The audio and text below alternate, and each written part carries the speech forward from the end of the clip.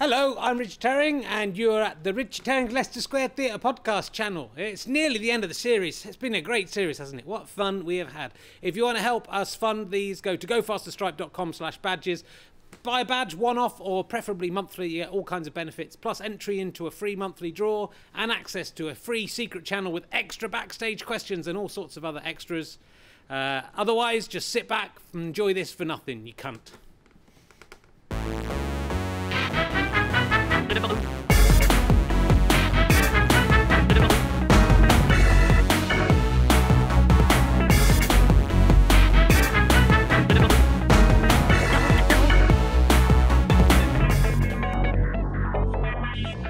Ladies and gentlemen, welcome to the Leicester Square Theatre. Please welcome a man who secretly has a Christmas cake hidden on the sets. He's Richard Herring!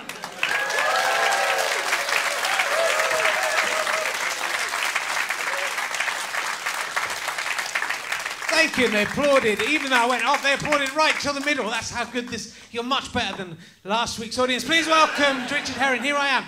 Welcome to the Leicester Square Theatre. This is Richard Herring's Leicester Square Theatre podcast, or as some of the cool kids calling it, Leicester Purr. Yeah, they're getting cooler by the week. I haven't got much to talk about, so I'm going to just check I haven't forgot anything to say in here. Oh, no, that's interesting. That's a question for Ben Goldacre. That's exciting. Don't say that. Oh, the only thing I thought that I did a quiz thing in the Vintners Hall, which is a posh hall where vintners used to go. People who made wine, and it was for a charity thing. It was a quiz, but I was a bit distracted. Jeremy Paxton was asking the questions. It was very exciting. I'm not making this up. This really happened. But I was distracted from the quiz because there was like a lion and unicorn kind of crest thing on the wall behind, like from the olden days. And the unicorn had quite a big penis. And for me, that felt wrong, a mythical beast. Surely they just appear out of nowhere, unicorns. They're not made in that prosaic, disgusting way that they have a penis and a vagina, a unicorn vagina. They're made from rainbows or something, can't they? They appear at the end of a rainbow and jump out. And so I became quite focused on this unicorn penis. And I thought, there's no need to carve it on there. Anyway, even if the unicorns are created in that way, there's no need to put that on. So I'm a bit upset about unicorn penises this week, whether there's any need to show that. But let's meet the audience. There's the usual ragbag of idiots. And then look, there's like quite a big gap. There's a big gap here. Like people have bought these seats and decided not to come. They've definitely sold them. Look at all those seats. People bought those. It's very nice. There's all those seats. And then just you, sir, here. What's your name? Ian. You're definitely a product of my imagination. There's just no way. You're a slightly terrifying-looking man. That's for the people who can't see you. And what do you do for a living, Ian? You work at Tesco's. It just seems unlikely. What do you do at Tesco's? Stock control. I like Tesco's. In fact, you know what? I bought... Ben Goldacre loves Christmas cake. I got it from its Tesco Finest. Is it really any better than regular Tesco? Are they in when you're back and doing the stock, to go get the Christmas cakes? All right, put those ones, the same one in that box, charge 10 quid for that? No. Tesco's have been in a bit of trouble, haven't they, with the bosses and stuff? Is that anything to do with you? No, okay. Well, it's nice to meet you, Ian. Thanks for coming along. Did you have lots of friends who you thought were going to come and they didn't turn up, or is it just... No, it's just an accident. He's so nice, and I haven't even said anything really horrible, and I still feel... Usually I feel really proud of myself for picking on some of the audience, and I actually feel ashamed. That is something that very, very rarely happens. Thank you, Ian. Nice to meet you. And if I'm in Tesco's and I shoplift something, will you turn a blind eye, or will you... Yeah, you'll turn a blind eye. You probably get sacked for saying that now. So, just if I ever do a Maidley, which I do all the time, I just haven't been caught yet. So I was talking about Simon Maidley, a friend of mine from school, who was a notorious shoplifter. That is, his wife was an alcoholic, and she was quite a lot older than him. So people go, it's an odd couple, those two together, but yeah, true story. So we're going to crack straight on. Usually we have like comedians, comedy people on. This week on classy. This is a classy one. You're lucky you came to this one, because I can see you're a kind of classy guy. And this is, come in, this is a classy one, because we've got like an author. He's written a book called I think you'll find it's a bit more complicated than that. That's the kind of guy he is. I'm Ben Goldacre. You might as well call it You Are Not As Clever As I Am. You might as well. I am clever, you are not. He is best known because he loves eating Christmas cake. That is what he'll never stop eating Christmas. Or he eats Christmas cake. This is true as well. I'm not making this up. This is the only reason I've got him on here. I met him. He was on a show I did called Rich Challenge Objective. And when I went round to his flat, and he offered me, it was like June or something, he offered me Christmas cake. He likes Christmas cake so much, he keeps it in his freezer. That's all. We're just going to mainly talk about that. So, will you please welcome Christmas Cakes Ben Goldacre, ladies and gentlemen. Here he is. Welcome. Did you enjoy my impression of you I did there? I was very generous. That's what my wife said when I was reading a book called I think you'll find it's more complicated than that. No, it is quite cock-like. But I feel like I should speak out in defence of the cock. Yeah. Cocks play a sort of valuable and positive role in society. Yeah, they do. Is this unicorn penises or just men who are penises? I was thinking more whistleblowers, okay, but I mean, there's sort of being socially transgressive enough to be a clever dick. I think is probably okay. Anyway, let's not talk about that. It is that's mainly what you are. So we've got to talk about that. I have got you a present. I don't usually get people presents, but I knew you were coming in, so I got. And this is Tesco Finest, which Ian will attest is serves 16 people. But I think Ben, you're going to eat this on your own. I will, slowly but surely. It's a round one. I know you prefer square ones, so you can keep them in your freezer. You can pack them in more densely, the square ones, yeah. So you might have to... I mean, it's not as impressive giving you this because it's like mid-November and like people are going, well, so what? You're giving him Christmas cake. It's not that impressive. But, I could be giving him any time. It's got baubles on it, icing, got a little holly on it. That is for you. I want you to take that away. It's got cognac in it. I feel overwhelmed. Is that a good one or not? Because it doesn't even say Christmas cake on it. And it set off the alarms in Tesco's, but I did pay for it. I can get you the receipt. Look at the thing on it. Because I did it myself. I scanned it myself on the thing, and then it went off when I left. So don't go into any Tesco's with that. Okay. But even though I was talking about shoplifting, I did pay for that. I would have happily stolen it if I could have done. But that's quite hard to slip out, under your jacket. It's a good Christmas cake. Then. If you feel like any point during the interview... Just cracking this bad boy open. Yeah. Well, if anyone's got a knife, if the interview goes badly... So it's quite unusual to have an intellectual novelist, author, not a novelist, scientist... I don't do storybooks. No. Well, some would say. Gillian McKeith might disagree with you on that one, Ben. But I thought it'd be interesting as a change. And also, you did tweet me and say, "Can I please be on the podcast?" This is completely untrue. Just to be clear, please, can I be on? I love it. What I said was you should have more D-list public intellectuals on. But I meant I listened to the show, so I wanted you to have on like Danny Dorling or George Monbiot or. Yeah, don't care about any of those pricks. I know who you are, so that makes it. And I like to choose people I like, and I'm a big fan. Unlike Andrew Collins, who we discussed, he was not a big fan of yours. Once when we did the Andrew Collins show, sorry, it was Collins and Heron, no, building it up a bit there, which you also listened to, you did email me and said, would you like me one week to come and hide in the cupboard in your attic? And then burst out when he says something fatuous about vitamin pills. But we never got round to doing that. That would have been unkind. I think, I didn't, yeah. He obviously had very deep-rooted reasons for really loving Gillian McKeith, and I didn't want to get involved in any of that. I actually went to a nutritionalist this year, so I'll talk to you about this, so we'll get this out of the way, because you're not a fan of nutritionalists. I think is that fair to say? I think the problem is that it's really good to be into healthy eating and healthy lifestyle and all of that, but the basics of a healthy lifestyle are really, really obvious, and you know them all already. And so I think the trouble with nutritionists, and I haven't written about this for about 100 million years, but the problem with nutritionists is that they deliberately overcomplicate basic dietary advice in order to create a professional space for themselves, and in so doing, disempower people who actually just need to get on and improve their lives in really obvious ways. Yeah. So I think there's something quite sort of sadistic and unpleasant and manipulative about that. It was a little bit weird. It was because I did this men's health abs challenge thing, so it wasn't a choice of my own, which was... Some of the abs have... I failed the challenge, I think it's fair to say. But I had to get abs in 6 weeks, but I got to look a little bit thinner, but I now put that weight back on. But part of it was they gave... the gym I went to had a nutritionalist, but she was, like, some of it was, like, good advice, like eat loads of vegetables. She wanted me to eat 1 kilo of vegetables a day. That will keep you regular. It did. It was hard work, and oat groats, which are quite unpleasant.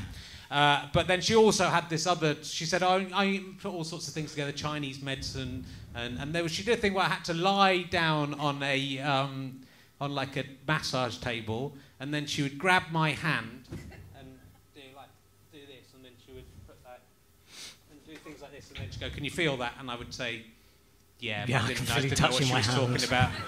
And she was doing something about chakras or something, I imagine. Right. I guess. I don't know. Yeah. She was going, "Can you feel it?" And you go, "Oh, there's some resistance here." You go, "Can you feel it?" Yeah. Was she testing that you were allergic to certain things? Yeah, was she I think doing she was that trying thing? to do that, yeah. Yeah, that's definitely bollocks. Yeah. But the good thing about all of those kinds of people is that they can at least sometimes kind of, they've got good recipe tips, or they can renormalise having a healthy lifestyle, or also just the fact of paying somebody a shed load of money and going to a huge amount of effort might kickstart people into healthier living. She was really nice.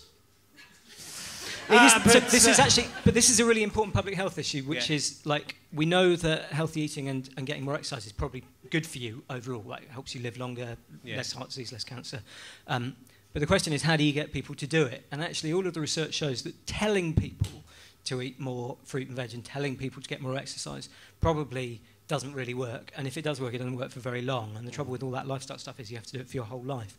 So actually, annoyingly, the answer to all of that stuff isn't some sort of individualistic, like, I'm going to empower myself to improve my own health stuff. It's probably really boring stuff, like getting chocolate vending machines out of schools and train stations and replacing them with easy access to fruit and veg, and changing road transport arrangements and city design to make it easy for people to cycle and take public transport, and all of that really, really boring stuff that individual people can't make money out of, and that are predominantly managed by taxation and legislation in ways that most governments for the last 4 decades have found just completely impossible to get their heads around. But that is the way that you change people's behaviour. I mean, it did feel... I didn't mind. I was writing a play about Rasputin at the time, and it felt quite good research for that, because it was like I was basically going to a gym that I would never afford to go to, and getting these nutritionalist advice that I would never pay for, but that I imagine rich people... Well, I saw this, the thing she recommended, she said, what you have to get is... Because I never put salt on anything anyway. I don't like salt very much. I like sugar and chocolate. I put that on stuff, and marshmallows, they're good. MSG, there's a restaurant just by here where we once went in really drunk at about 1 a.m, and we said, we'd just been talking about how much we loved MSG. And we said, wait, but before we order, do you put MSG in your food? And they went, oh, no, sir, we never put any MSG. And we all got up and went, oh, we better go then. They went, no, it's all right, we put MSG in our food. And they brought out a whole tub of it to put on the table, and it's just this sort of volume knob on flavour. Well, she said couldn't just use regular salt, I had to get Himalayan salt. Have you seen this Himalayan salt that's pink?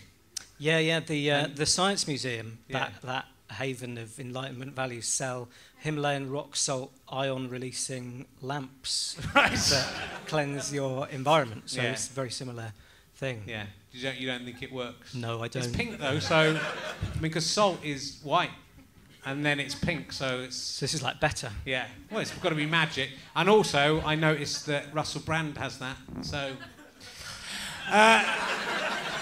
feels like something that people go, yeah, you can't just have a regular salt that costs nothing. You have to have salt brought from the Himalayas that is pink. Is it pink in nature? It just seems unlikely. We'll get some personal stuff out of the way. Your mum is a pop star. You're the second guest I've had in quite recently whose parent was a pop star. Who else's mum? Sarah Pascoe's dad was in Flintlock. Oh, yeah. Yeah. Yes, she was, yes. What was she in? She was called Nusha Fox, and she did a song called Single Beds that was number 3 in England and stuff, and number 1 all over Europe, and number 1 for a long time in Germany, which is testament to sort of cheesy disco funkness of it. But yeah, she was really Are you great. still living off the royalties from that one, or is No, in fact, I remember when I was a kid, my mum was chatting about this the other day, that the taxman constantly coming to our house, because we lived in Oxford. Yeah. And if it had been in London, then the taxman would have known that people like my mum had sinister Svengali figures who took all the money. But he just couldn't believe that she didn't make any money because he'd seen her on telly. So they were constantly, like, they'd basically live in our house for a week, a year to go through all of these. I reckon you saw her on the telly and thought, I want to try and get off with her. I'm gonna try and come up with spurious reasons to hang around and hope. Because, you know, people on telly generally were in the 1970s would pretty much have sex with anyone. Under the age of 60. Yeah. You call yourself I don't know how to even say it, apatheist. Yeah, once, fleetingly in an interview about 9 years ago. It's on Wikipedia, so it's Is that right? Yeah. Bloody hell. Yeah, so apatheist. You're an apathetic atheist. It means nothing bores me more than thinking about God. Like, I don't believe in God, clearly, but also I don't want to get involved in sixth form discussion, and there's a sort of nerd community that it's easy to get accidentally associated with that involves some sort of grumpy old men who want to blame all Muslims for ISIS and that sort of thing. And it's just not my thing. Is it mainly Richard Dawkins you're talking about? I wasn't entirely thinking of the dork bot. But there are some people who just wish had never found Twitter. Seriously, Richard Dawkins is the person I wish had never... Then I could have respected him just totally. I still respect some things he does. It's an awful person to follow on Twitter. Really, and also, he just retweets every bit of praise. I tried to go through a phase with Richard Dawkins where I would retweet him retweeting his own praise. But I don't know whether people got what I was doing. But it's your sort of thing with Richard Dawkins. Some people think, oh, you're a bit insecure, or yeah, you might need the sales. But that's going to people who already like you. You don't need to convince them. Yeah. Your retweets only go to people who like you already. I don't know. I think you can feel a bit desperately lonely and weird as a writer rather than a performer, because you don't get the like, you come here and there are people who love you, Richard. Yeah. But if you write books, then it's sort of different. You're a bit alone in a room, so maybe he just needs a little top up every now and then. A reminder that I've heard he does all right with his fans. So you're reading something into that was there. So this is quite a perilous sort of format, isn't it? Because there's a lot of, like, when you say something like that, I flick through the mental Rolodex of all of the terrible, terrible stories I know. Yeah. Not particularly about the dork bot, but about all kinds of people. And it would, like, it's because I can hardly see these people, and in a normal conversation, I'd be moving on to a series of anecdotes now, which are clearly not to be safely recorded onto magnetic tape. Yeah, well, you're still being cautious, but in a half an hour, you'll have been broken down. It's Stockhausen syndrome, I like to call it. I've got a joke about that. That's the reason I like to call that. It never works, because not enough people know who Stockhausen is. So, or Stockholm syndrome. Let's talk a little bit. Well, let's talk about Gillian McKeith. What did you have against her saying? She said that spinach high in chlorophyll, so it was high in chlorophyll, so it could oxygenate blood. That seems to make sense. That is logic. That is pure cold logic. It's common sense. Yeah, so chlorophyll in chloroplasts only makes oxygen in light, and it's quite dark in your bowels. So, and even if you stuck a searchlight up your bum as part of a sort of one of those terrible sort of welcome-funded public engagement and science projects where you mix theatre and art and science, it still wouldn't make any oxygen because there's no carbon dioxide in your bowels. And even if it did make oxygen, that probably wouldn't be a very good idea because there's a lot of methane in your bum, and then you'd be quite likely to explode. And that's why when surgeons inflate your bowels to do keyhole surgery, they use inert gases because they're not fuckwits. So that's one example of something Gillian McKeith says. You can prove anything with facts. That is what I think. But it's good if people eat more spinach, though, right? Yeah, so then you get into like the noble myth, you know, is Yeah. it all right to lie to people in order to get them to do the right thing? And I think that kind of depends on context, and also it depends a little bit on consent. So I'm a doctor, and I still see patients, and I'm always aware that I could lie to them, like I could overstate the benefits of treatments, and it probably would enhance the benefit that they immediately get from that intervention. But it would come at a series of costs, like, for example, you know, the gradual extinction of trust in the medical profession once people start to know that doctors actually bullshit you quite a lot. And also, I just don't think I could do it with a straight face, is the other problem. But there must be easier ways for her to pretend to make a living than kind of looking at people's poo and stuff, though. That was... Well, apparently not. No. I mean, you know, she hasn't come up with a second option since she was rebranded as a pantomime figure of fun. Is she still going now, though? You've kind of dented her credibility a little bit. She stopped calling herself doctor. She did. As a direct result of you. Is that fair to say? Yeah, maybe. I mean, she had a doctorate from a non-accredited correspondence course college and sort of professional certificates that one that I bought for my cat for $60, my dead cat for $60. I don't know where she is now. I get, every now and then, members of her family send extraordinary emails about me to people in the media, which I've got this huge reservoir of smears, which I've just been collecting, which one day I'm just going to put all in one place. Because there's something quite pleasing about the edifice, sort of all of it side by side, especially the ones from Quacks who say that I'm in the pay of Big Pharma to rubbish quacks, alongside all of the ones from Big Pharma about what a terrible person I am as well. There's just sort of, they make quite a pleasing tableau. But if you ever get murdered, it's going to be really hard to work out who did it. That is... Because you've kind of pissed off everyone.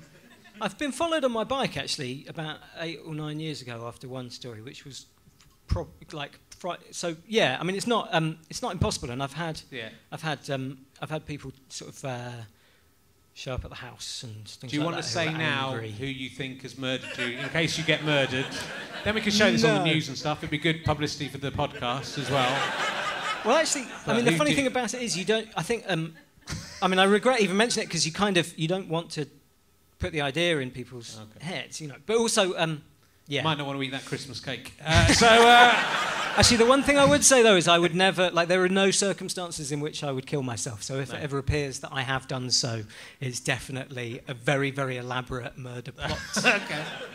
Well, fingers crossed. So, I mean, just because it'd be good for the podcast. No, I mean, it'd be sad for his kids and stuff. So,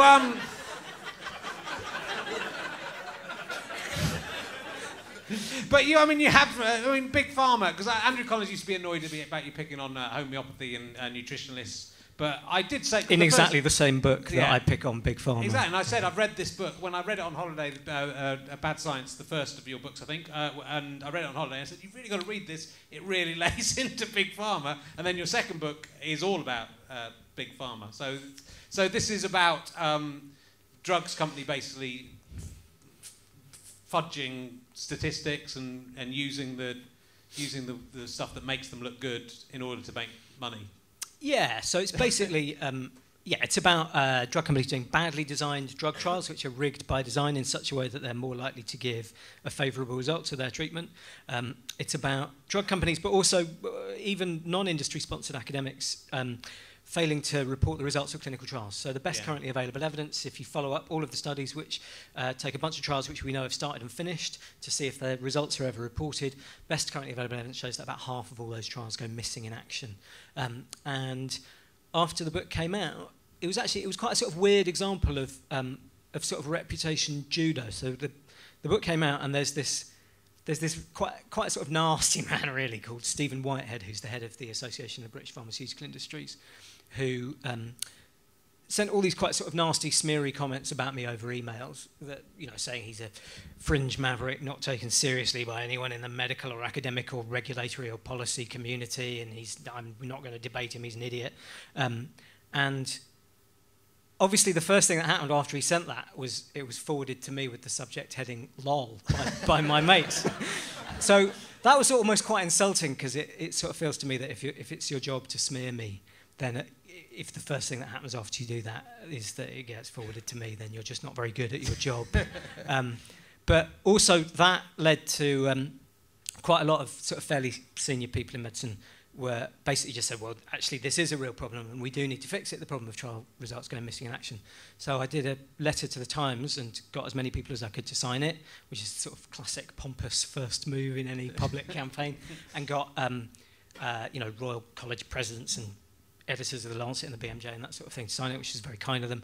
And then we sort of realised that this thing was going to die unless we got going. So we set up this thing called the All Trials campaign, which is at alltrials.net, with $5,000 off Simon Singh, who sold more books than me, so he's a philanthropist. And we started this campaign, and just overnight it went kind of just viral and global, and 80 patient groups signed up in one day. They'd had this sort of funny secret meeting where they just went, okay, enough is enough. And now the Medical Research Council, NICE, drug companies like GSK and little teeny ones as well, just tons and tons and tons of, like, all the biggest players in medicine basically have all signed up to say it's a massive problem that drug trial results are withheld and we need to do something about it and fix it. And we've had 2 select committees and changes in the law in Europe and all of that sort of stuff. Yeah. So is it solved now? No. And it probably never will. Like, and that's so it's the thing that all of that sort of stuff, it's just it's exhausting and unending. And that's the kind of that's the real trial with that sort of stuff, I think, actually, is to make it sustainable. And to do that you have to federate. So that's why we set up the campaign. So it'll sort of carry on after I'm assassinated, or after I'm apparently commit suicide. Yeah, I'm not sure it'll ever be sort of properly fixed. I think we've got to the point now where people can't pretend that the problem doesn't exist anymore. No. So that's. But it's that kind of, because it's science, because medicine is science. So you do, that was interesting to me, because I would tend to trust medicine because you think, oh, they're doing something good, they're trying to save lives, but though obviously they're trying to make money. It sort of seems odd that that's a monetised thing at all, in a way, really. If something was going to be nationalised, it should be medicine, really, or for the world, in fact, because like obviously a lot of these medicines don't go to Africa where they're needed because they're not going to make any money from that, I suppose. Yeah, so I think that's a peculiarly English perspective on healthcare, actually, because of the sort of glorious socialist utopia of the NHS.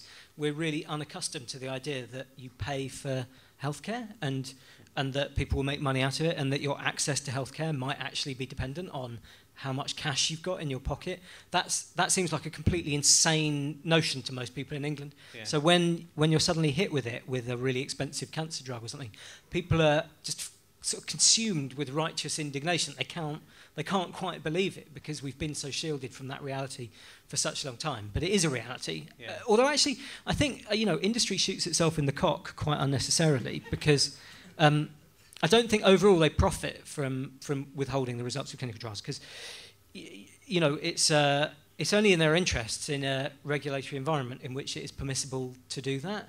And actually, if everybody had to disclose all their trial results, there would be no commercial incentive to withholding the results of clinical trials. Yeah. And they wouldn't suffer the massive reputational sting of being just persistently revealed to be terrible, awful people. And it's really, it's kind of strange, just over the last, I suppose, 3 or 4 years of doing all trials and doing bits of government work, sort of being up close to people in decision-making roles in those sorts of big organisations and institutions, where you really start to see how utterly fragile change is and how completely dependent it is a lot of the time on quite imperceptible things. Like, you think that the world should be driven by logic, but a lot of it is whim. And a lot of the stuff with pharma is basically just do enough senior people in the organisation understand that what they're doing is completely fucking stupid and self-destructive and untenable, and that the worm has turned, and that you're not going to go back to the 80s where it was okay to do that. Yeah. And some of them just have a mentality where their whole sense of what they should do is predicated on the most they can get away with, and a very short-term perspective on that. And some of them kind of seem to recognise, and I don't want to sort of give any plaudits to any individual company, but some of them seem to get that that it's no longer really tenable to carry on going that way.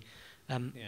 But it is kind of odd, the extent to which. But then all these, because I mean, what the whole, the quarter I've read of your book is It's an easy. It's very much a toilet book. This book. It's very short chapters, so it is very readable. But it's most of these things. If there was just, it sort of is you. But if there was just a committee set up that just said, to prove stuff, you have to use statistics and evidence correctly. I sort of feel that on Twitter all the time when someone will quote a statistic. Citation needed. Yeah, you kind of go, where's this come from, and what's, and that you're the guy who's prepared to go, well, where's this come from, and how were these trials carried out? But there's a lot more. There's a lot more people doing that now, like Full Fact and lots of other organisations, and I think all of that sort of fact-checking stuff. It's interesting because it's a combination of skills of knowing how to do it, and then time and effort.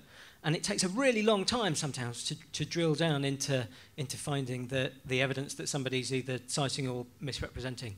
And that takes a lot of time, and it's quite arduous, so it's quite hard to know how to fund that. There's a really good service, though, for health stuff, which I had a sort of small hand in setting up, called the Behind the Headlines service at the NHS Choices website, where they take the two biggest health stories in the newspapers that day, and then they send them off to this private epidemiology consultancy firm called Bayesian. They were going to send them to an Australian epidemiology consultancy firm so that you could do it overnight and then have the answers by the next morning. That was too fiddly. But they basically do a kind of a fact check on the two big health stories in the news that day and a really straight description of the evidence behind them, which is, I think, really good. But what should happen more, I think, is that there should be structures and frameworks in place in society that where it matters whether something's right or wrong, that this sort of thing is handled sort of professionally by people whose job it is. And that's the thing that I think is feels really difficult when you see things like in the book, the Department for Communities and Local Government putting out a press release saying that if local government got better at procuring outsourced services, they could save 20% off the entire local government procurement budget, 10 billion a year, on the basis of a study that is just total fucking bollocks from start to finish. Like, literally. Yeah. I didn't mean. Should I explain what I'm on about? Yeah. So that would help.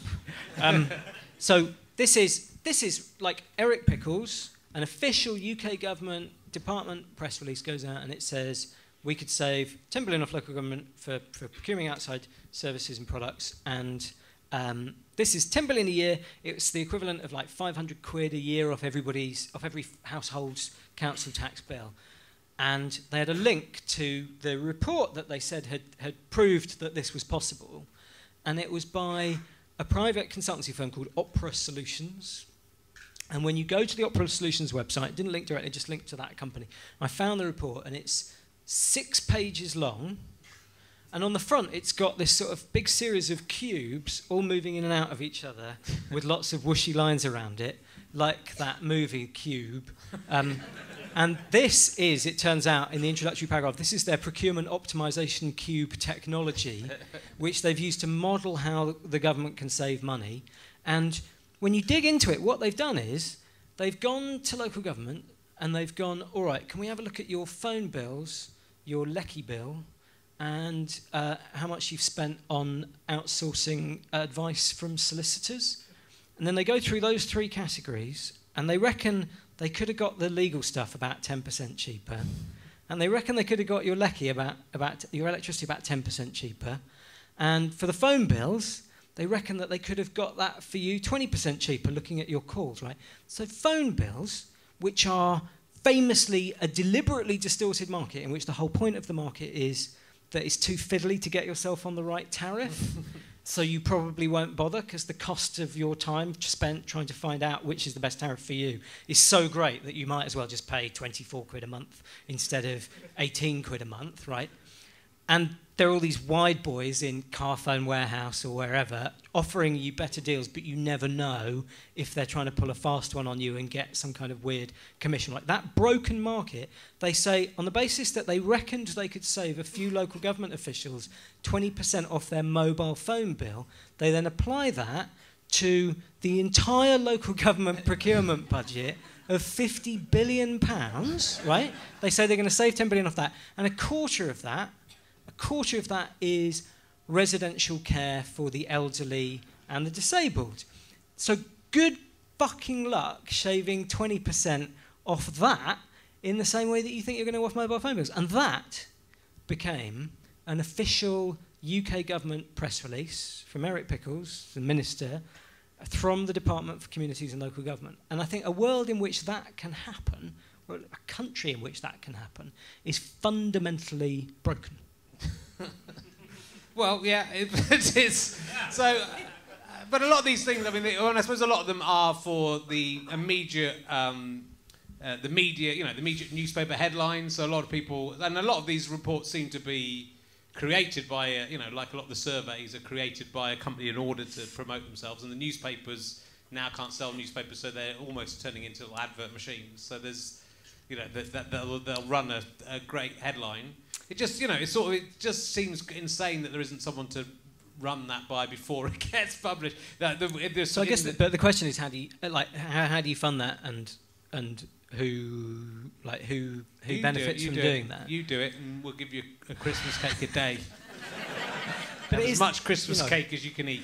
There's, I think there is, you know, it's an interesting example, I guess, of how, like, I think probably if you put maybe 1% of the science budget or something up for public vote, then actually, although people would often vote for quite stupid things like homeopathy or ghosts or vaccines, I think you'd probably actually get, if the public's interests were accurately reflected around science, you probably would have a publicly funded fact-checking ombudsman on the newspapers and on claims made by government. I mean, there's a stats ombudsman for government, but you know, it's a kind of small, minor, pointy-headed operation that's not really very. Yeah. You know. Well, people don't know enough about maths, and I studied maths, and I don't, you know, I can't remember anything about it now. But actually, but I don't think it's just that, actually, because often people who know a lot about maths, as soon as they're presented with something that they quite like, suddenly they sort of take the brakes off. So there's a story in there about a ridiculous right-wing think tank report about the value of maths that gets its own basic arithmetic completely wrong, and also assumes that if there were more maths graduates in the UK, then there would immediately be more high-paying jobs for maths graduates, which completely misunderstands how the labour market works, because there are a lot of people who are very good at mining in the north, and that has not manifested mining jobs, right? But that report that gets its own maths wrong, that also gets its whole explanatory framework for how the labour market works wrong, had this glowing report written about it by Marcus de Sotoy, the professor of the public understanding of science and a mathematics prof at Oxford University. So I think actually even sort of basic cluefulness and skills aren't enough to put the checks on bullshit. Yeah. Well, but people obviously want to use. I mean, in politics, people want to use statistics for themselves, so they'll take the same statistics. It just sort of feels like something like, for example, like immigration, whether that is good for the country or bad for the country, depending. It would just be good if there was someone who could just go, who rose above any party political concerns, and then went, actually, here are the actual facts. This is bringing £5 billion to the country, and it will do so forever, or it won't. You know, you could actually, you can have facts on those things, but you can interpret statistics in any way you want, really, if you're prepared to not. So I think, care about it. I think the right place to try and get better evidence in government is on questions that politicians don't care about, so things that aren't big ticket, sort of high glamour issues. And actually it's quite easy to forget that although there are kind of two streams of political activity, so the stuff that we see in newspapers and the media is the kind of soap opera stuff, the Dawson's Creek stuff of who loves who and who's angry at who. And then, and mixed in with all of that is the kind of the very emotive policy stuff like immigration or spanking the poor or drug policy and all of that. But actually, the vast majority of what government does is really boring implementation, right? It's just getting things done and managing stuff. And so about a year and a bit ago, I did I co-authored a Cabinet Office white paper called Test, Learn, Adapt on how we can do more randomised controlled trials, which are the gold standard method for testing which intervention works best in medicine, how we can get more of those done in education, in policing, on back-to-work schemes, throughout the whole of government. And it's kind of a Janet and John, like a ladybird book of randomised controlled trials and policy evaluation.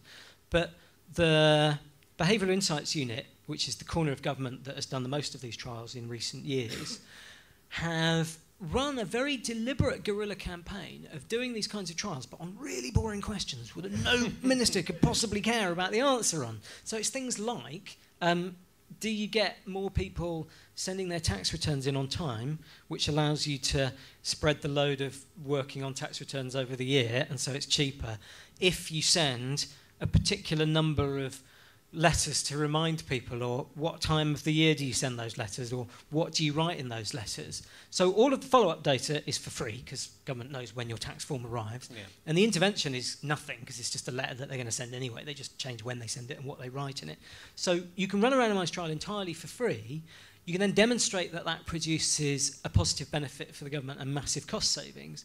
And what you're doing by doing that is normalising the idea that it's okay to come up with a policy innovation and then implement it in a way that naturally produces good quality, robust evidence on whether it actually achieves its pre-specified stated objective, and then get the results and then act on it. And that's actually quite a subversive system to plant in the DNA of government, right? Because it's only a little while, I kind of fantasize, until you then start to go, okay, so you want to mandate this particular way of teaching reading, or you want to roll out this new back-to-work scheme where you're going to persecute people in a way that you think is going to motivate them to get them back to work, or you're going to give them lots of extra skills training that's really expensive, but you think it's going to work. And actually, why are you just doing a shitty pilot of that, which we know is designed to over-exaggerate the benefits? Why aren't you doing a randomised trial on that like we do for all this other stuff? Like, that's just normal now. We do randomised trials, and it takes maybe 2 years to find out the answer, and then when we find it out, we do whatever works best. And if your idea doesn't work, you've moved on to the Foreign Office, or you're out of power. It's okay. You know, we might not like persecute you over it. In fact, if anything, there should be glory in saying, I've had an idea, I'm going to implement it, I'm pretty sure it's going to work, and I feel ideologically comfortable with its kind of overall overarching framework. And if it works, then that's great, and if it doesn't work, then so be it. And I sort of think the public might respond quite positively to that. I mean, I'm probably, maybe I'm fantasizing. In fact, if anything, if the public didn't respond positively to that, then we would be part of the problem.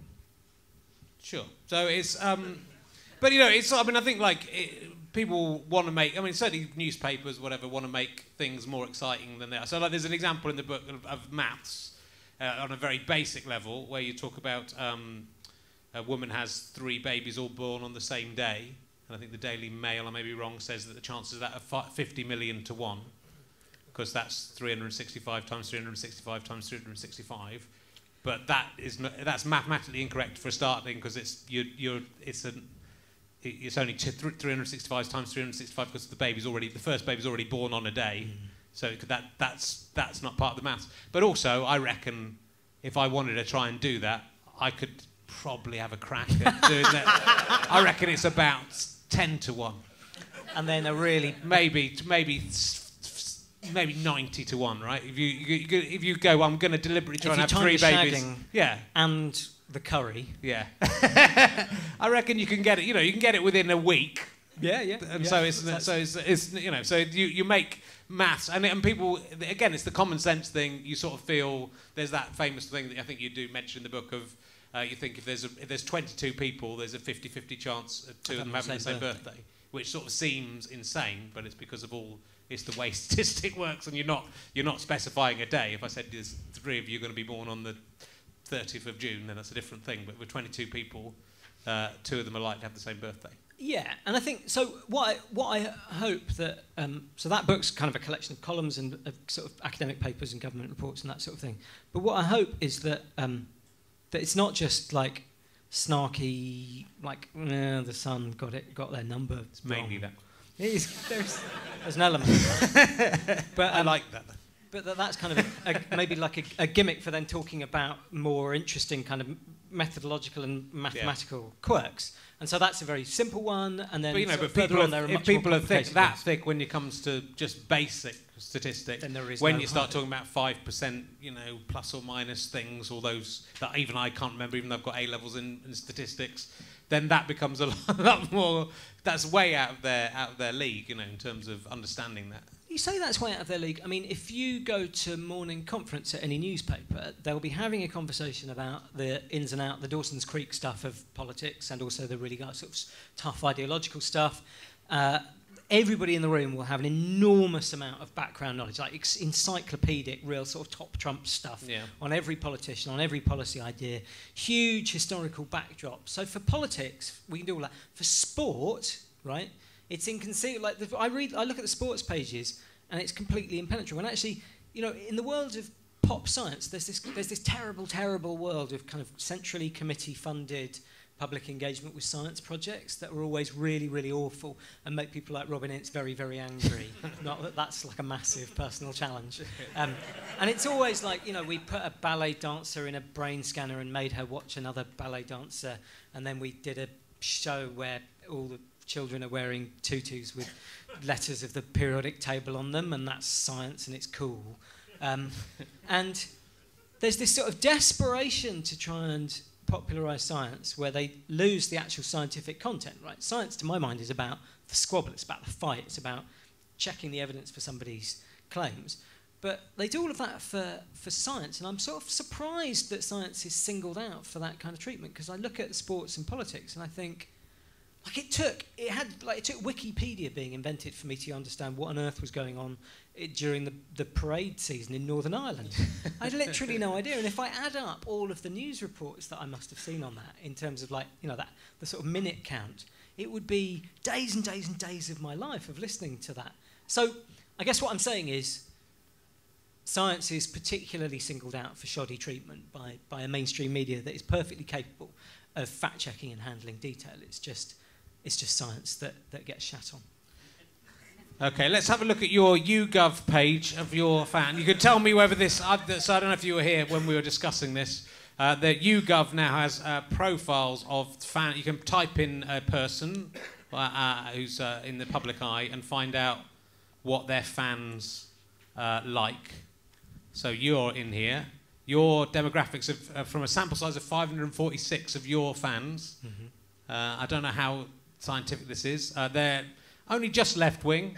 They're only just they're only just to the side of left wing, nearly in the centre. I aspire to be not party. You have the same base fan of me, which is a man with kind of Stuart Lee hair and a bag over his shoulder, which is male 25 to 39, ABC 1.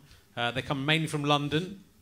They have £500 to £999 monthly spare. I was hoping for over 1,000. That's apparently someone has got over 1,000, but I haven't yet found them. I looked at Caitlin Moran. Her fans have got over 1,000. Have they? That's a lot, isn't it? It's a lot. And all politicians, their fans have got over. Shall we see if your fans like Stuart Lee's? Oh no, they don't. It's not even in there. Your fans hate Stuart Lee. They like the Daily Show. That's how sophisticated your fans are. They watch a show from another country. Illegally They downloaded. like Charlie Brooker and The Thick of It in Space. So it's quite good, but not Stuart Lee. So I like your... I'm not sure... I don't think fan is quite the right word for people who like my nerdy I think stuff. it is. So is this... How does this work? Because my fans apparently like eating hummus. Mm-hmm. How do you think they've arrived at that fact? This is an amazing data resource. So they've done obviously like a massive survey on people with a lot of questions. Yeah. If they know about hummus, and I have actually seen it's vegetable tarly for mine, isn't it?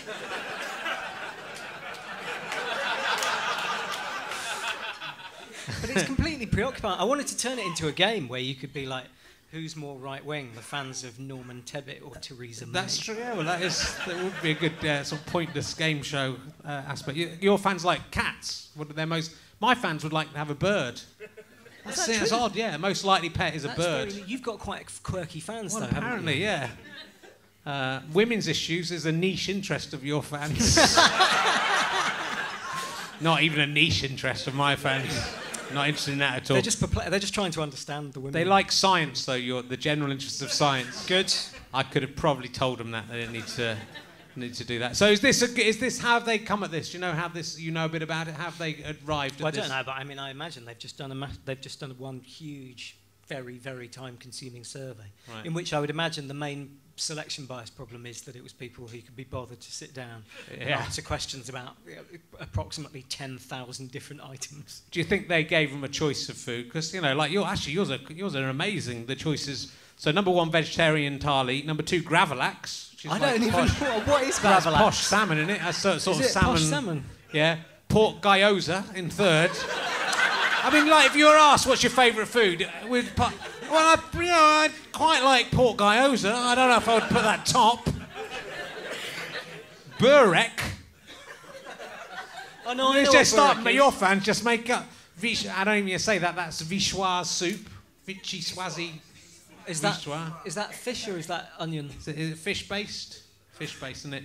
Sag paneer, matia paneer, Cullen skink. That's just made up. Some of these are just made up. So yeah, because I was reading the book about data, using the data of everyone's medical records, which are sort of behind as an idea. Mm-hmm. So that there's this massive resource because of the NHS of sort of 60 million people's records that you can use to find out all sorts of things, but and they make it anonymous, but you fear that people can backtrack and work out who you are, for example. Yeah. So this is a weird one because I'm sort of in the middle ground, but therefore on the different side of two very rabid arguments. So I'm a really big fan of better use of electronic health record data because it's one of the best strategies we've got for finding out not just what works best and what's harmful, but also spotting signals of arbitrary variation in care. So this is a really long-standing problem in medicine. Almost everything I start talking about, I realise there's like sort of 5 minutes of preamble before the payoff. But so basically, you can produce atlases of variation in care. So we did one called prescribinganalytics.com, looking at statin prescribing, where we looked at which GP practices were the most expensive prescribers of unnecessarily expensive branded statins, when the cheap off-patent statins are just as good. And you see that there's a huge range of variation, and if everybody prescribed at the cheapest rate, then we'd save huge quantities of money. Yeah. And all of this data is a really good way of spotting all those kinds of signals. But the government's care.data thing was done incredibly recklessly, and they were just they were sharing it with people who clearly were demonstrably incapable of protecting the data. So, for example, so you can re-identify people if you know a little bit about them, basically. So for me, if you've got access to my whole electronic health record, then you go, all right, I moved from Oxford to London in my early 20s. I had twins last year, which lots of people know about me. And with that information alone, you probably cut it down to not very many more people. So one more thing about me, and you'd probably be able to find just me. And once you've found me with the small number of things that you do know about me, then you can, once you've identified my record, you know everything about me. So all of the sort of terrible, sort of masturbation, erosion of the penis, or things that people might feel embarrassed by. Yeah, Christmas cake in your arteries. That sort of thing. Yeah. And they were, so the NHS Information Centre were handing over HES, which is this incredibly rich data set, to all kinds of odd people, including the Institute of Actuaries, who are this sort of life insurance people. And you can have mixed views on whether you think it's okay for life insurance companies to have access to this kind of data to try and optimise their insurance premiums, or whether people should be allowed to kind of live in the gaps. They theoretically weren't supposed to be using it for identifying you and finding out secret information about you, because actually that wouldn't be very useful, because when you get life insurance you have to disclose to them anyway. Yeah. But what was more troubling was that they handed this over to them just on a disk with no audit, no follow-up, no way of tracking what they did with it afterwards. And when I rang them up and I said, this stuff that you've got, is it completely secure, is it safe? And they said, oh yeah, it's completely pseudonymized. It's nothing. Nobody can be re-identified from it. And so I said, right. So for example, if that entire data set was just leaked onto the internet, or you just sort of left the disk behind when you moved offices or something, They said, oh no, that wouldn't be a problem at all because nobody can be re-identified from that. And that is completely untrue. And I sent them away to check. I said, okay, well, you're the press guy. Do you want to check with your scientist? And he said, yeah, I'll go. And they checked with the scientist, and they came back and said, this is all definitely safe. So the entire hospital episode statistics data set, which is very, very rich data on everybody in the country, was handed over to this bunch of random people who don't understand what a massive privacy threat it is. And that, to me, is game over, right? That is absolute proof that the NHS Information Centre, now the Health and Social Care Information Centre, are not fit custodians for that data. Mm-hmm. Meanwhile, we're trying to get the pharmaceutical industry to share individual patient data on participants of clinical trials, and they are very clearly, because we've got leaked memos on this, paying patient groups to say, oh, we can't share individual patient data from randomised controlled trials that have been done on which treatment works best because this stuff poses a massive privacy risk. And PhRMA, the American Pharmaceutical Industry Association, put out this particularly rabid press release about me personally and Fiona Godley, the editor of the BMJ, saying that we wanted to post patients' entire medical records on the internet for everyone to see. So it's a really, really weird area in which there's huge power that can come from all of this data, and we're managing it in a really cack-handed way. And I think we're at the. It's a bit like I think it's a bit like nuclear power, right? So this is an analogy of Cory Doctorow from Boing Boing that I'm now about to steal. So he says that data is like nuclear material. So it turns out you can buy uranium on Amazon, and it's for like nerdy element connectors. I'm sure that there are people in this room who do this. And you buy it on Amazon and you just get a couple of atoms in a pot of water, or you get some like unrefined rock that's got some uranium in it. And it's not dangerous at all, right? But when you process it, when you refine it, that's when you produce something that isn't just quantitatively different, that is qualitatively entirely different. You produce something that is incredibly dangerous. When it leaks, it can't be unleaked. And data is exactly the same. Like individual nuggets of data are actually, very uninformative. But when you put them all together, when you process them, when you stick them all in one place, when you make them indexed, searchable, processable in the aggregate, then you produce something that is very, very different and which has enormous power, but also real peril. And I think right now we're kind of at the same. We're at the kind of era of the footage of women in the watch, like the glowy watch factories where they're painting their teeth and going, look, my teeth are glowing, lol. And then 3 years later, they're all dead of face cancer. We're kind of at that stage of just fooling around with data, and we're at risk of having our 3 Mile Island and our Chernobyl. And then what will happen is we'll completely lose all public trust, and people won't want to let us do all of the really important stuff that we can do with medical data because we'll have scared them off by being so reckless with it in the early years. Yeah. So I think that's why it's really important, but it's also why it's really exciting. So that's sort of my day job, is working on big electronic health record data sets and finding better ways of using them. And how do you make them anonymous?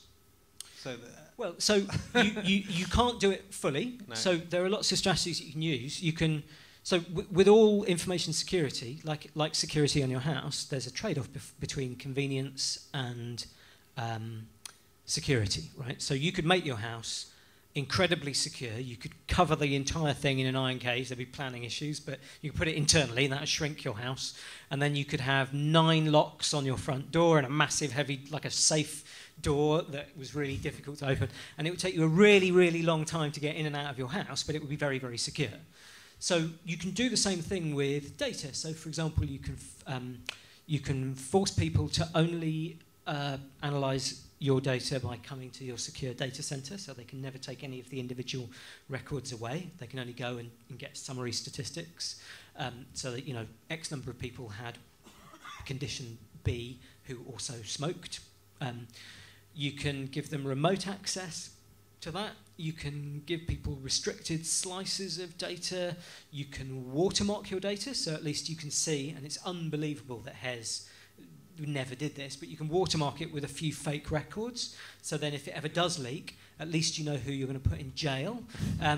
And also, you can make sure the penalties for leaking data are really high, right? Yeah. So if you look at the Information Commissioner's Office, you can see their list of successful prosecutions for people who abuse medical records and infringe patients' privacy, and the penalties are absolutely laughable. So one of the most recent ones is a guy who worked as a practice manager in a GP surgery, who was found guilty of over 2,000 counts of illegally accessing patient records in his hometown, mostly girls that he went to school with, in particular one and her child. And the penalty for creeping on these medical records, these electronic medical records, was a fine of 897 quid. And to my mind, if you want to stop people abusing these kinds of data, you need to hang them from the town square, right? Seriously, you need to put people in jail for 10, 20 or 30 years, a penalty that is commensurate with the injury that is inflicted on us. Because I fear, and I don't want to be sort of too doomy, but I think there's a distinct possibility that, in particular, the entire Hez data set, the hospital episode statistics data set, could very easily just appear somewhere online. Somebody will find a copy and stick it up online. And there'll be no way of knowing whose fault it was, and there'll be no going back from that. Like, once it's leaked, it can't be unleaked. It's like radioactive material, or it's like turning like diluted cordial back into cordial. Like, you can't, it's done. The toothpaste is out of the tube. And so there are lots of things that you can do, but is this the bit where you ask me if I've ever sort of sucked your cock? I own one. I can't remember the details of how it works. Right. Have you ever sucked my cock? It's a good question. You know, I am getting quite old, and it's a lot of people have. So it's hard to. If only there was some kind of record on the internet, people could go and check who has done it. Yeah, I'm going to ask you. I don't think you should get away without being asked some of the questions. If you had to choose between dating a man who was a 6-foot-tall penis with a face, he'd be easy to find on this records, I tell you, or he's terrified of that, those records getting online, or a man who instead of penis has a tiny man, which could happen. A tiny man where his penis is. Yeah, there's just a tiny living man, autonomous and does that land. man have himself a tiny man penis? He does. It goes all the way around. It's like a sort of cock fractal. Yeah. Of it goes all the way, and then spirals. the man, when you look, suddenly you realise you're standing on a gigantic man, and that man is a penis, the original, right. And so on. And right. then it goes all the way around. Soundtrack, and it's all in neon, and you zoom in, and yeah, that's just a by the by. If you had to choose between dating the man who was the 6-foot-tall penis or the man who had a tiny man as a penis, which of those two would you date? I think it would have to be the giant cock. Well, that's the second in a row. Yeah. Only because I'm sort of deeply, deeply physically repulsed by the prospect of having sex with a man. Right. And that doesn't make me homophobic, because I'm very happy that other people... Homophobic. No, I don't think so. No, I have to be deeply repulsed. No, I'm deeply repulsed by me having sex with them. I think the mistake that homophobes make is in thinking that that is therefore to be logically extended to it is wrong. Like, I don't like Japanese food, but I'd be happy for you to eat it in my bed and breakfast, and I would bring you cutlery and plates and everything. You own it. Exactly. So that's not how sushi's eaten. It's eaten with chopsticks off a little wooden thing. So I know nothing about your world, but I'm not going to judge you. You know, okay. It's just not for me. Okay. So therefore you would go with a gigantic penis. Yeah, because that would be less like having sex with a man. Also, the man with the fractal even talked about penis. having sex with them. It's just going out. Oh, we're just going out for a date with them at the moment, and they've leapt ahead. Sex would probably be part of it. Okay. Well, in that case, definitely giant cockman, because he Okay. doesn't have a... Oh, hang on. How does sex work, then? Well, you know, you'd have to find a way. He's got an external meatus on top of his head. See how he used the proper scientific terms? A herring's eye, it's also called in popular parlance. You know, you could pleasure him by, you know, reaching around, give him it's a real reach around for him. So I think still the giant 6-foot cock is definitely a better deal. Yeah. Again, just because I don't want I don't want to have like that sort of sexy cuddle with a man. Yeah. So this wouldn't be anything like that. This would just be a sort of massive, surreal... It would be like Uber, like having a sexy cuddle with... I'd just be sort of rubbing a massive glands, and it wouldn't... Exactly. It's just not a... That makes you super gay. That doesn't feel gay to me. It's just not gay. Makes you the gayest That's not man gay. on earth. If it was just a little man, you'd be sort of just shaking his hand. It's not even a penis. But I don't object to whether it's perceived as gay. Okay. It's just all that matters is whether, for me, it's all gay. Aversive. It's the levels of gay. Interesting. What celebrity would you like to stroke your hair as you die? You've got nice hair to stroke as well. Oh, I'm at the end of a cycle. God, I don't know. I don't want to think about death. I've got a real problem with death, actually. I'm really not into it. But to a ridiculous extent. Like, there's a lot of discussion and debate in the statins. To the extent you refuse to ever die? Well, if at all possible. Yeah. Okay. But there's a lot of discussion in the statins literature about like what's a reasonable benefit that the patient would expect to get from statins for it to be worth taking a pill every day and risking sort of moderate side effects. And for me, it's like an hour. Like, if I can live for another hour, anything, I'd do almost anything to live for another hour. Horribly demented, in pain, having a really terrible time. You're fearful of the void. Yeah, well, I'm fearful of being left out. You know, that's... Yeah. But once you are left out, you don't know you're left out anymore. Yeah, but you just know before it happens that it's all going to carry on without you, and that's really... Yeah. You know, it's not. You know, it's sad. So then, if you have a celebrity to stroke your hair while you're contemplating that makes it slightly nicer. I think maybe Timothy Claypole from Rent-A-Ghost.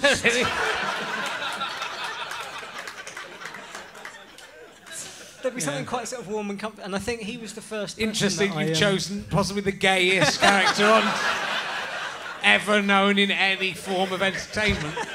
But we're not going to have, like, magical bumming time. We're just going to...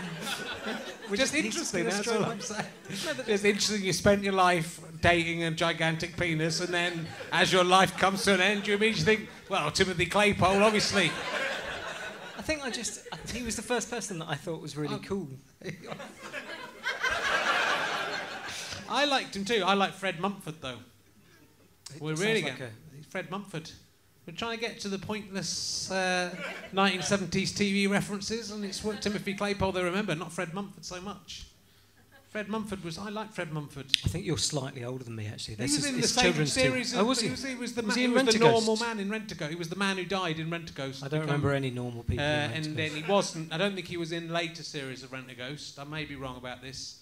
There was a lot. He was very good. And him and Mr. Bennett from Take Heart were two of my favourite comedic characters. People remember him, right? See, a few people remember him. But Fred Mumford, sadly, it took a long time about Fred Mumford. Might just do that. Might just talk as long about that as you did about all that science shit. Just to give balance to... Get the numbers up. There's a lot of empty seats since Sue Perkins finished. No, honestly, Ian had this weird aura around him. Did you buy all those seats just so you could sit there like a weird king? Weird Tesco king. Sorry, Ian. I really like you, Ian. I'm really sorry to keep picking on you. I like you more than anyone who's ever been in the audience before. But, all right, we'll ask you a couple more. I don't know how long this has gone on for. You know, I fantasise, because I listen to this when I'm falling asleep, which is not a bad review. It's just I hate sleeping, so I just need to outsource the stream of consciousness, and then you can let go. But a little bit of me wondered if the people that you routinely abuse really existed, or if this was just, if you sort of did this in your flat and you had a tape recording of I'm still wondering whether, I don't know. That is a weird thing, actually. I did. It could be that. We did that. We did that tour with like Robin Ince and Simon Singh and Brian Cox, and then lots of random sort of comedians.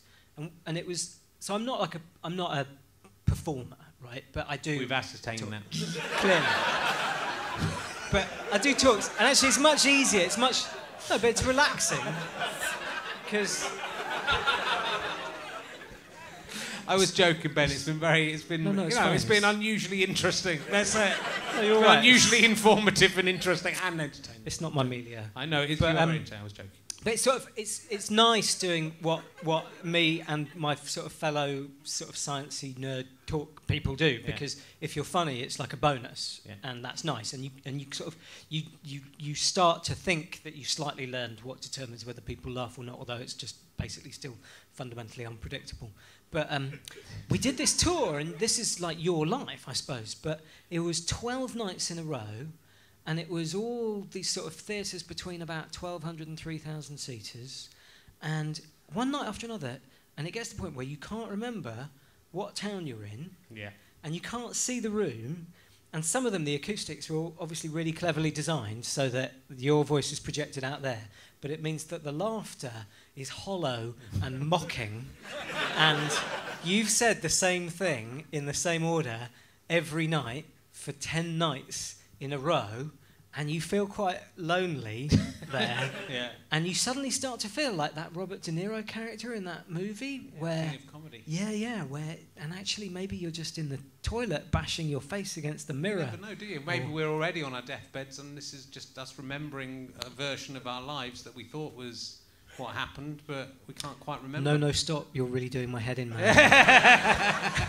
Maybe that's what's happening. It's terrifying. It's worse when you kind of semi-know where you are but are too scared to say it just in case you're wrong. When I was in Lancaster, I said hello Lancaster at the beginning, and then throughout the first half I was thinking, I was wanting to say Lancaster again, then I thought, that's not a place. Lancaster. I didn't say it again. I didn't say it again for fear that I'd just made up.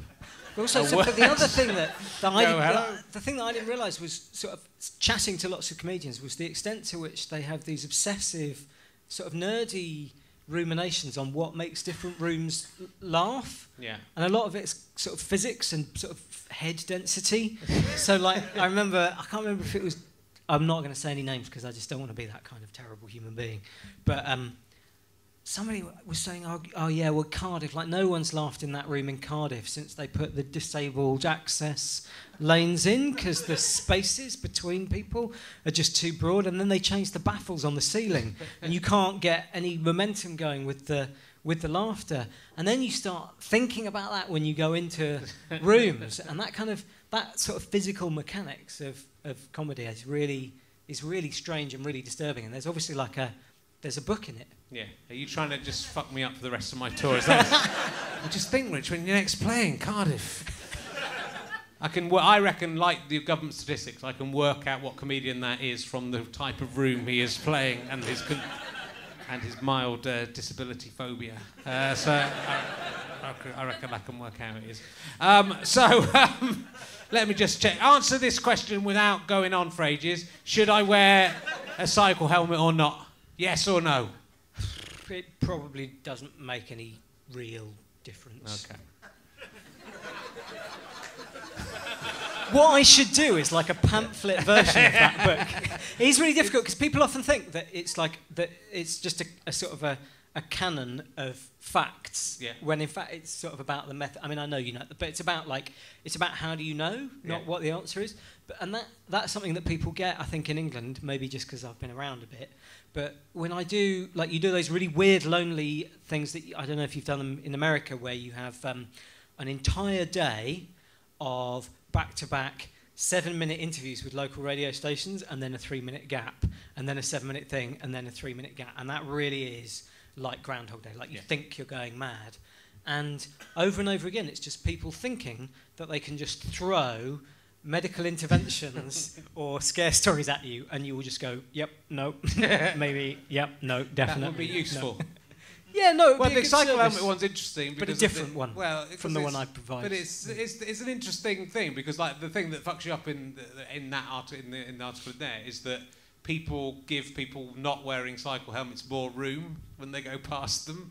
Maybe, so you might be safer because you're not wearing a cycle helmet because the drivers aren't thinking, oh, if I hit him, he'll be killed. So I better steer around him, which I think is probably true. So yeah, so maybe. So I think the thing that's really interesting about cycle helmets, and the reason why we did that article, which was me and David Spiegelhauer, who's Professor of Public Understanding of Risk at Cambridge, was that the cycle helmet debate exemplifies almost every single possible quirk of how epidemiology works and how things can go wrong and second round problems. So like you wear a helmet and maybe it does make you safer, but then it changes drivers' behaviour. Maybe you yourself engage in risk compensation behaviour, so you wear a helmet and then you go, well, fuck it, I can cycle however I want. I can go home pissed on my bike. Or also then, what happens with, maybe the people who wear helmets are themselves safer cyclists in general. Maybe it goes the other way, so that's why it looks like people who wear helmets are less likely to have accidents because it's just squares who wear helmets. And then you also have things like, well, in countries where they make helmet wearing compulsory, then are people actually wearing their helmets properly, or have they just got them on their head without the clip done up to avoid a fine? Do they cycle less because they don't want to mess their hair up, or more likely because being forced to wear a helmet makes them more aware of the risk, and so there's less cycling? And if there's less cycling, we know pretty much for definite that the tiny risk of being hit by a car is massively outweighed by the longevity benefit of having exercise embedded in your routine daily activity. And you asked for a short answer to that question. I'll just make sure you're hit by a car at the end of your life. Exactly. Then a deferral you probably scheme. will be, so don't wear a helmet. Just try and live a long time and then get hit by a car. Yeah. That's the best. That's the best thing you can do. That's so my should I advice. wear a helmet or not?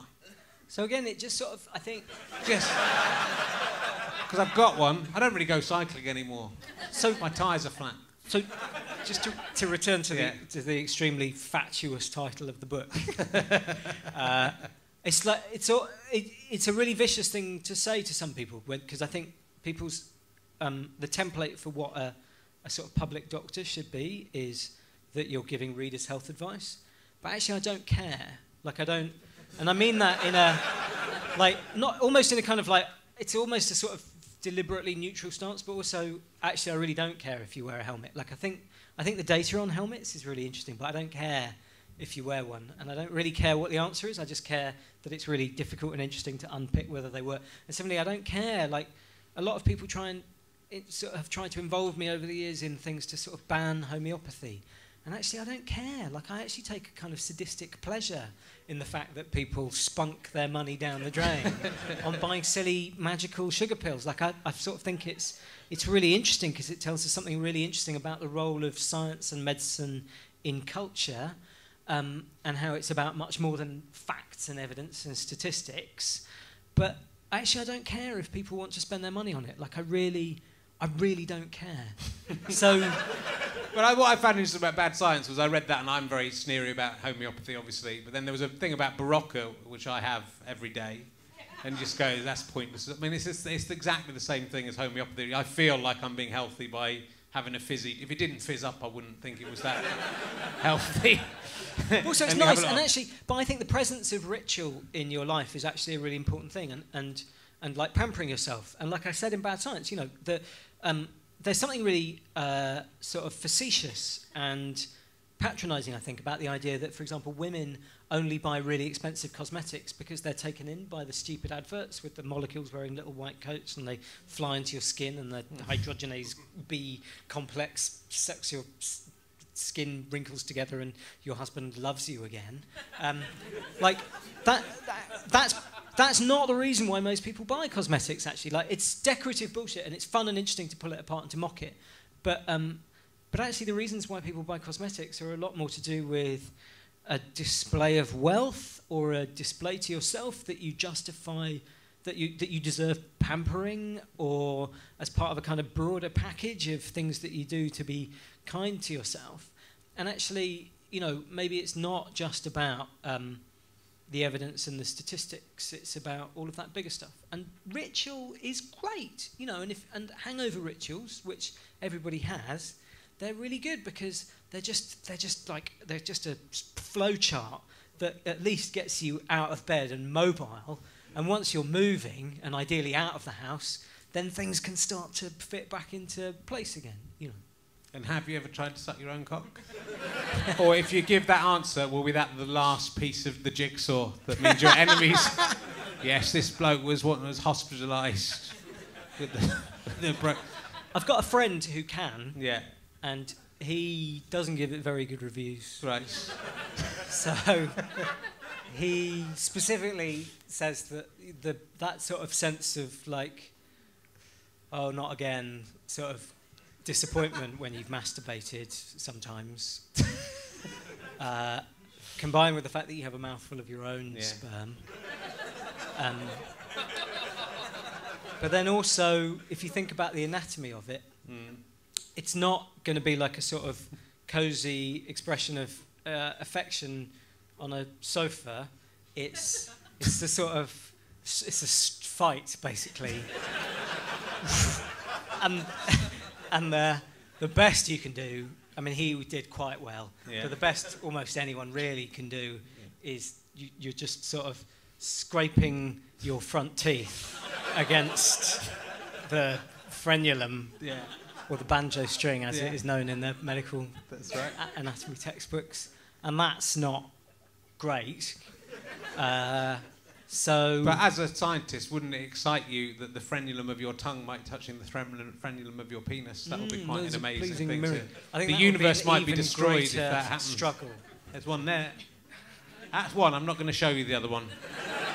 But in the extra video, backstage we did do this.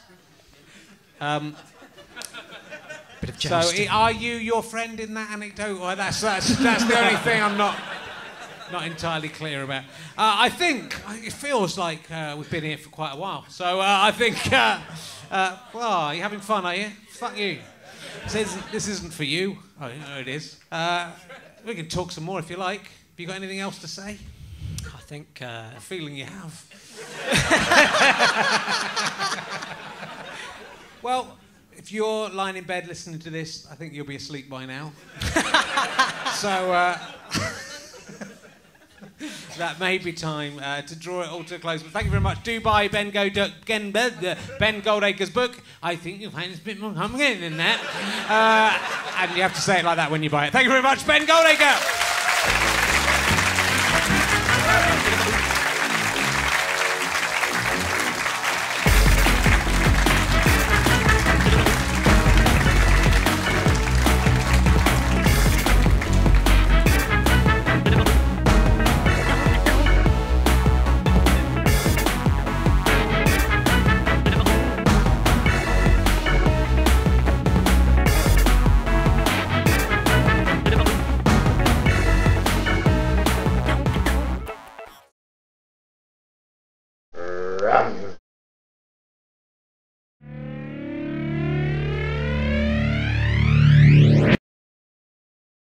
How'd you like them sky potatoes?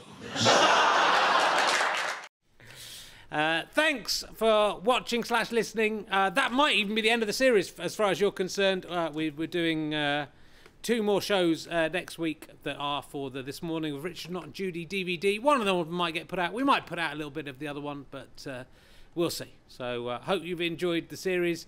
Do keep checking back to see what we put up here, and there will be more Leicester in May.